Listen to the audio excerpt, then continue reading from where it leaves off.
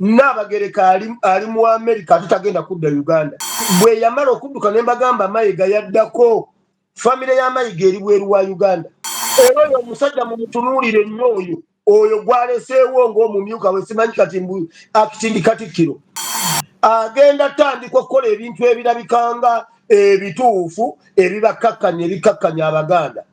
Era mu musiime nnyo abapreparing okufuna amawulire g'okufa kwa Ssaabasajja Kabaka. Naye ne Kabaka omufuna ye mu mutuwe ffe tujja kunyumya n'omulambo gwe. Ate ffe kye tusinga ne ku Kenya ffe tusomola bikyali byama ebitannatuuka ku mmere. Batuwe Kabaka omulamu oba batuwe Kabaka omufu. Wakyali muntu ayinza kuwakanya secretariat kubanga buli bye twogera bimaliriza bye byetissa amawulire.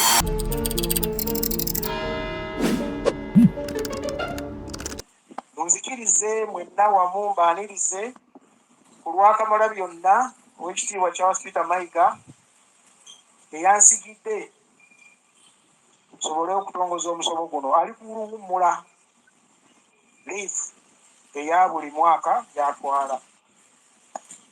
Tubaaniriza nnyo mu bitundu bya Buganda. Okusooka byonna njagala kwebaza Mukama olw'omulembe gwaffe guno. Abantu bano ekizibu kye bakyasinza okukuna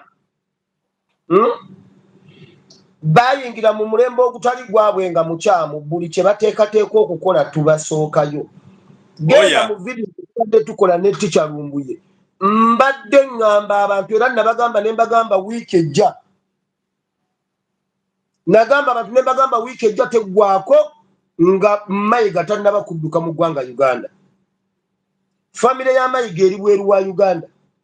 Wiiki ewedde nagamba abantu ne mbagamba Mayiga in fact nabagamba lwakusatu nabagamba ku lwokusatu nga olwo nga tuli mu wiiki eri ne mbagamba olwokusatu olujja Mayiga talutuusa nga tannadduka mu ggwanga Uganda. Najja ne mbabuulira ku Nnaabagereka Najjinda Silivia ne mubabuulira agenda kudduka mu ggwanga. Nnaabagereka ali mu America tutagenda kudda Uganda. Nababuulira n'ennyumba ne mbabuulira ne street na buli kimu gye yaddukira. Bwe yamala okudduka ne mbagamba Mayiga yaddako. Kati obuzibu bwe balina bano abantu omulembe gwakyuka. Edda baatulimbanga ne tusigala nga tukkiriza obulimba. Balimba bajjajjaffe nga tebayinza kukikkiriza nti abo abasajja balimba. Abantu baali tebamanyi nti owa poliisi alimba. Abantu baali tebamanyi nti omukungu mu Buganda alimba. Abantu baali tebamanyi nti omukungu mu gavumenti alimba. Abantu baali tebamanyi nti Ssaabasumba oba omunaddiini alimba. Kati abo Museveni be yazimbiramu n'abanga obulimba bwe n'obutemu n'obuyaye n'obubbi nga biyita mu abo. Kati bwe tuzza omulembe gwaffe gwaddayo ne gutandika okufuukuuza kati tetukyabeesigira ddala. Mayiga okujja lumu okudifendinga ogamba mbu Kabaka amukubidde tuba kukakkana Mayiga senga waali. Naye olw'okuba twagenda mu maaso n'okumubuuza ebibuuzo ate nga tuleeta ne bye bateeseza mu bisenge by'amakolero tusobola okireeta wano ne tugamba omuntu nti ebibaddeyo bayogedde bino ne bino ne bino. Gwe tubigambye n'obanga atabikkiriza bulungi kuba ebimu bibeera wiyadi. Naye oli eyabaddeyo bw'akiwulira nti kyafulumye tafuna mirembe. Ekisooka tebaddamu kwesigaŋŋana batandika okutya. Omutima gwe kuba amazima gaba mu ye kati awo ekivaamu ne babanga bye bateesa biba tebikyasobola kukola makulu. Batandika obutabikkiririzaamu kubanga tubifudde bukyali. Ekyo kye kyaddusizza Mayiga. Mayiga ayinza n'obutadda mu Uganda. Kati muwulire Abaganda ne Buganda musabire nnyo Ssaabasajja Kabaka kuba embeera ye si nnungi. Nagamba bwe nti nabagamba Mayiga agenda kudduka balonde interim Katikkiro. Interim Katikkiro abeere ng'abawa updates ezifa ku Kabaka ku makya mutuutu n'akawungeezi. Ebigambo ebyo mubijjukira nga mbyogera mu secretariat wiiki ewedde nti agenda kuba ng'abawa updates ezikwatagana ku Kabaka musobole okumwagala n'okumwesiga era ekintu ekyala kyagenda okuzzaako amangu agenda kuggulawo amasiro kati mmwe muvume Mayiga nga muwagira ono kuba guddewo amasiro mu bbanga ttono oluvannyuma ababikire Ssaabasajja Kabaka. Abaganda bagamba leka emmandu eragule nga be yalagula bituukiridde. Era oyo omusajja mumutunuulire nnyo oyo gwaleseewo ng'omumyuka we simanyi kati akitindi Katikkiro agenda tandika okukola ebintu ebirabikanga ebituufu ebibakakkanya Abaganda.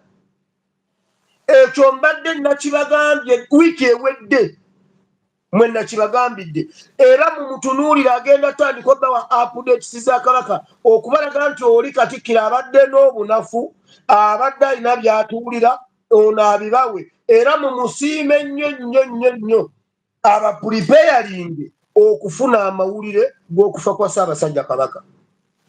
Naye tubadde tubisoma mu Bayibuli ku Bible and Politics ne mbagamba omulambo gwa Yesu gwabeera gwa mulabe nnyo okusinga Yesu omulamu.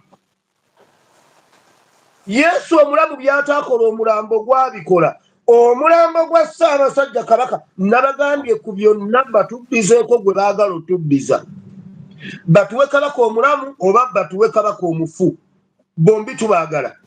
Bombi twagalako omu kati. Kuba Kabaka ku byamubonye bw'akomawo tajja kusigala kyekimu nga mulamu. Naye ne Kabaka omufu naye mumutuwe ffe tujja kunyumya n'omulambo gwe. Omulambo gwe gujja kutubuulira bye gwagala tukole. Ku Kabaka omulamu n'omufu mutuweeko mu basajja mmwe Mayiga atemye. Mujja tuja mmwe His Excellency enkwebaza Kyagulanyi Ssentamu simanyi kyembikuwa gwe musajja gwe. Yatukomezaawo eggwanga lyaffe waakiri tusobola okwogera. Naye bwe muba mulemereddwa olutalo olw'okwogera obwogezi nga twogera bwogezi muyina bitivi byammwe muyina ebireediyo byammwe mwabitugobako. Naye era tuyitawo tubabuulira era ne mubiwulira. Naye senga tukolanga ab'e Kenya munaayimirira. Just tell them. Kati ekyakabaka sijja kirwako kubanga bibadde mu security alerts bwe bituukirira biba tebikyakola mawulire. Tugende ku nsonga ndala. Mayiga gy'oli wummula mirembe naye era nayo tugenda kulumbayo kuba tuteekwa okumanya w'oli. Abamba ekimu ku message gye nfunye nti agenda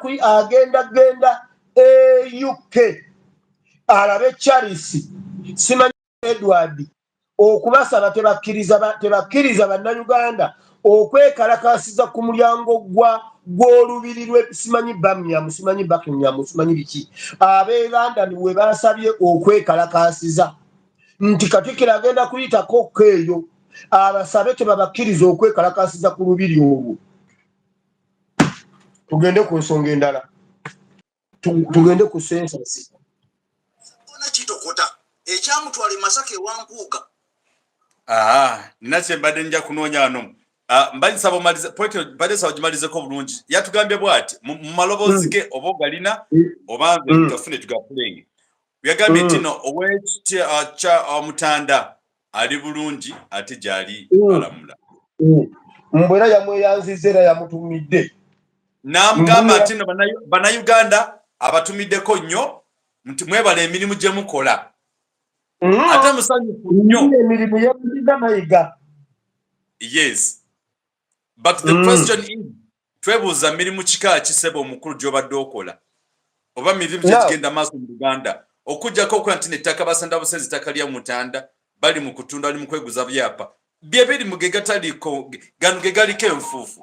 Ffe tuleeta galiko enfuufu tetwetaaga taliko tuleeta galiko enfuufu exclusively nga bwe gali. Babadde bamanyi nti bakyasobola okutunnyonnyola. Owulira babadde bamanyi nti bakyasobola okutunnyonnyola ne tuwulira okwo konna kwabadde kugezaako nga balowooza ng'omulaba bw'olaba bwe yali ayogera luli ng'ali ne bawasajja simanyi nga baggulawo bajeti ya Buganda. N'olaba ne bwe yabadde ayogera apanikinga byayogera si bituufu tabikkiririzaamu kugamba alwana kuyita mu lunaku lwaleero kuzikiza muliro guliwo nga byonna byayogera bulimba nga si mazima.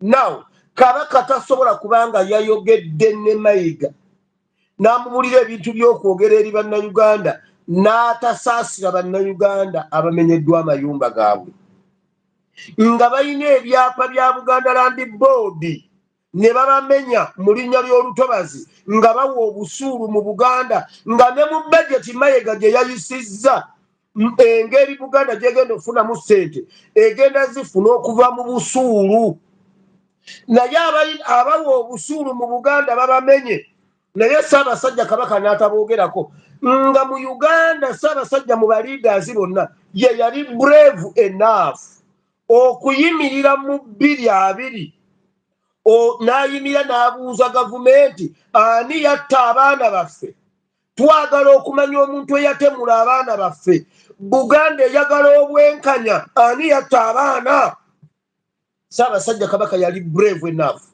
n'ayimira n'akyogera nga takisomye n'ayimira n'akyogera nga tatumye butumi nga ddoboozi lye kati tasobola kwogera kubiri mu Uganda kati mu kiseera kino watabeereddeewo nga bamenya abantu abali ku ttaka lye abaafuna ekyapa mu ngalo ekyava mu Buganda kye batulaga nti kiri signed nti ye yennyini ye yakiprocesinga ye yaggulawo akabaati nti abantu bafune ebyapa mu ngalo Mayiga alimba era bannayuganda bwe baaganye ne bamuliizoninga Mayiga kyabadde asigazza kudduka nabagamba Museveni yabateekerateekera ddawo okuddukira gaali amawanga abiri naye nga gonna mu Amerika eno oba mu South America mu kawanga bakayita Chile Museveni alinayo ennyumba ng'ayagala bagende babeere mu Chile waliwo bye bagendamu awo ebitaagira ne bajja ne bafuna ennyumba ne babagulira ennyumba nagipostinga ku mukutu kweri ne street ne block number buli kimu kyonna kwekiri n'abagereka waali